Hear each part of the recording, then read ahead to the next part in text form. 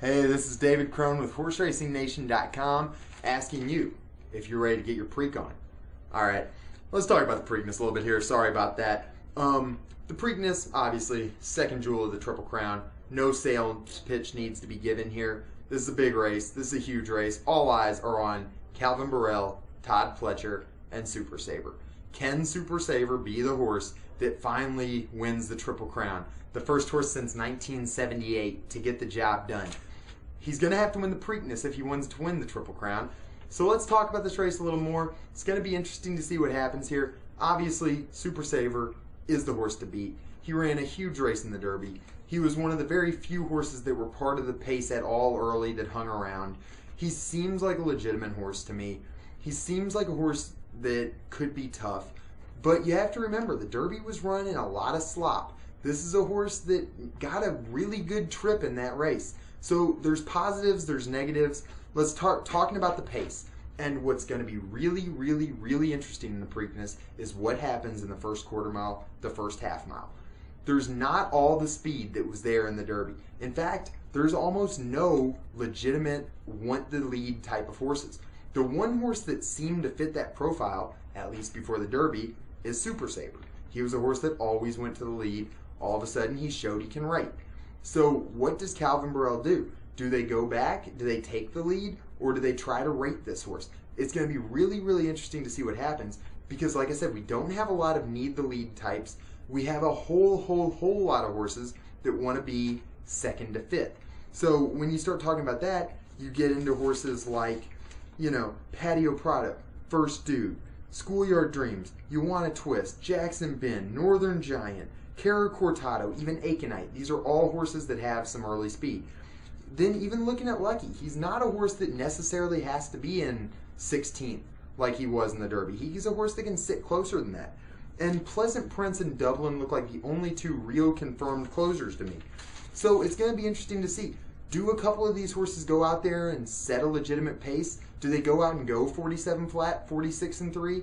Or does this field get real bunched up and potentially get to be kind of a scrum early to figure out position? Some horses getting bumped, some horses getting forced wide, kind of like the Derby was in the opening quarter and half mile. It's going to be really interesting to see how that all breaks down. Some horses I just don't like in here. I'm going to start that list with Pleasant Prince. To me, his Derby trial and Bluegrass are just too bad to look back all the way back to his decent efforts. I don't think you can use Pleasant Prince. I think Northern Giant is just too slow. Jackson Bend also just looks slow to me. I think he has clear distance limitations. I'm not a big fan of this horse. First Dude has just never been fast enough. And personally, I don't like Dublin. Dublin has not looked like a happy horse this entire Triple Crown season. He didn't look happy working up to the Derby. I don't think this is a horse that needs to be running in the Preakness, and I'm not going to take a shot on him. If you want to, you can. I don't think Dublin looks that good coming into this race. To me, typically the horses that come to the Preakness that didn't run in the Derby because they didn't have earnings don't really fit with the top of their class. They're horses that they didn't get the earnings because they weren't quite good enough.